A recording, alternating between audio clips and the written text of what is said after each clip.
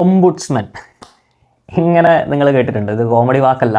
പക്ഷേ അത് ഇപ്പം നിങ്ങൾ ഓസ്ട്രേലിയയിലാണെങ്കിൽ ഈ ഒംബുഡ്സ്മാൻ എന്ന് പറഞ്ഞ ഒരു സംഭവം കേട്ടിട്ടുണ്ടാകും. കേട്ടിട്ടില്ലെങ്കിൽ നിങ്ങൾ കേട്ടോ. സംഭവം എന്താണെന്ന് പറഞ്ഞാൽ ഇവിടെ ഉള്ളൊരു ഗവൺമെൻറ് ബോഡിയാണ് ഒംബുഡ്സ്മാൻ. അതായത് നിങ്ങൾക്ക് ഇപ്പം കസ്റ്റമർ ഇഷ്യൂസ് അല്ലെങ്കിൽ ഏതെങ്കിലും കമ്പനി ആയിട്ട് ഇലക്ട്രിസിറ്റി, റെൻറ്റ് എന്തുമായിട്ടും നിങ്ങൾക്ക് ഡിസ്പ്യൂട്ട് അല്ലെങ്കിൽ കുഴപ്പമുണ്ടെങ്കിൽ നിങ്ങൾ എന്ത് ചെയ്യാന്ന് പറഞ്ഞാൽ ഈ ഒംബുഡ്സ്മാനിൽ വിളിക്കുക. ഇപ്പോൾ വേജസ്, ശമ്പളത്തിൻ്റെ പ്രശ്നം അല്ലെങ്കിൽ വർക്കിംഗ് ഹവേഴ്സിൻ്റെ പ്രശ്നം അങ്ങനെയാണെങ്കിൽ ഇവരെ വിളിക്കുക, കംപ്ലയിൻറ്റ് പറയുക.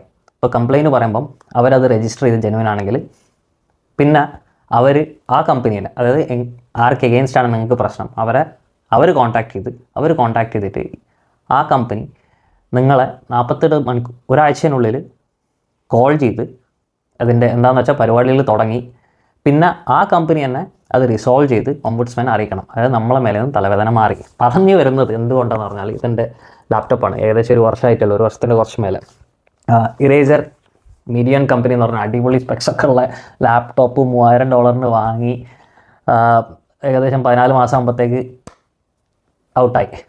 അപ്പോൾ എട്ടുന്ന പണിയൊക്കെ ചെയ്തിട്ട് ഇപ്പം വാറൻറ്റീൻ്റെ ഏകദേശം ആ ഗ്യാപ്പിലുള്ളതുകൊണ്ട് തുറന്ന് പണിയുന്നില്ല. പക്ഷേ ഞാൻ ഇത് പറയാൻ കാരണം ഇവിടെ ഇപ്പം നമ്മളെ ക്യാമറ ആയാലും മെമ്മറി കാർഡ് ആയാലും ലാപ്ടോപ്പ് ആയാലും ഇപ്പോൾ പണി വന്നാലും ഇപ്പോൾ സോണീൻ്റെ ഒക്കെ എല്ലാവരും പറയുന്നുണ്ടല്ലോ ഇങ്ങനെ പ്രശ്നം ഉണ്ട് അതായതാന്നൊക്കെ. ഇവിടെ എങ്ങനെയാണെന്ന് പറഞ്ഞാൽ നിറയെ റൂൾസ് ഉണ്ട്. അതായത് ഇത്ര ഈ വാറൻറ്റി പീരീഡിനുള്ളിൽ എങ്ങനെയായാൽ ഈ കമ്പനി ലൂപ്പോൾസൊക്കെ കണ്ട് ഒഴിവായി പോകുമല്ലോ. അങ്ങനെയൊന്നും ചെയ്യാതിരിക്കാൻ അവരെ വിളിച്ചിട്ട് വളരെ സിമ്പിളായിട്ടുള്ള പരിപാടിയാണ്. ഫോൺ നമ്പർ എടുക്കുക, അവരുടെ ഗൂഗിളിൽ തപ്പിയിട്ട് വിളിക്കുക, പറയുക. അപ്പം പിന്നെ അവർ നോക്കിക്കോളും പരിപാടികൾ എങ്ങനെയാണെന്നൊക്കെ. ഇപ്പോൾ എൻ്റെ 3-4 പ്രാവശ്യം ഇങ്ങനെ ഇലക്ട്രിസിറ്റി ബില്ല് ഭയങ്കരമായിട്ട് വന്ന് മര്യാദയ്ക്കുള്ള അവരെ വിളിച്ചിട്ട് അവർ റെസ്പോണ്ട് ചെയ്യുന്നില്ല, അങ്ങനെ ഇങ്ങനെയൊക്കെയാണ്. നമ്മൾ കുറച്ച് ടൈം കൊടുക്കും. ഇതിൻ്റെ ഒബ്വിയസ്ലി ഞാൻ ഒരു 10 ദിവസം മുന്നേ ഇമെയിൽ അയച്ചു, അതിന് റിപ്ലൈ വന്നില്ല. പിന്നെ കോൾ ചെയ്ത് അവർ പറഞ്ഞ് തിരിച്ച് വിളിക്കാം, പിന്നെ തിരിച്ച് വിളിച്ചില്ല, പിന്നെയും കോൾ ചെയ്തു, അങ്ങനെ കുറേ ഉണ്ട്. അത് ചെയ്യണം. എന്നിട്ട് എന്താ പറയുക, നിങ്ങളെ വഴി മുട്ടിയാൽ അവരെ കോൾ ചെയ്യാം. അപ്പം എൻ്റെ അടുത്ത സ്റ്റെപ്പ് തിങ്കളാഴ്ച ആകുമ്പോൾ ഒംബുഡ്സ്മാനെ വിളിച്ച് ലാപ്ടോപ്പിനെ പറ്റി പറയുന്നതാണ്. പിന്നെ ഈ കമ്പനിക്കാരൻ എന്നെ തിരിച്ച് വിളിച്ചോളും. പിന്നെ ഇത് സെറ്റാക്കുന്ന അവരുടെ തലവേദനയാണ്.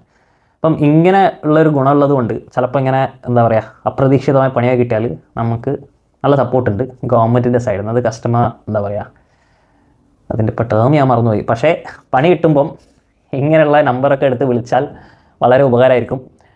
എത്ര ഓസ്ട്രേലിയയിലുള്ളവർക്ക് തന്നെ എത്രത്തോളം അറിയുമെന്ന് എനിക്കറിയില്ല. കാരണം ഞാൻ കുറേ ആൾക്കാരോട് സംസാരിക്കും, അവർക്കൊന്നും 10-12 വർഷമായിട്ടുള്ള താമസിക്കുന്നവർക്ക് പോലും ഇതിനെപ്പറ്റി വലിയ വിവരമില്ല. പക്ഷേ ഇങ്ങനെയൊക്കെ ഇവിടെ ചെയ്യാൻ വകുപ്പുകൾ ഉണ്ട്.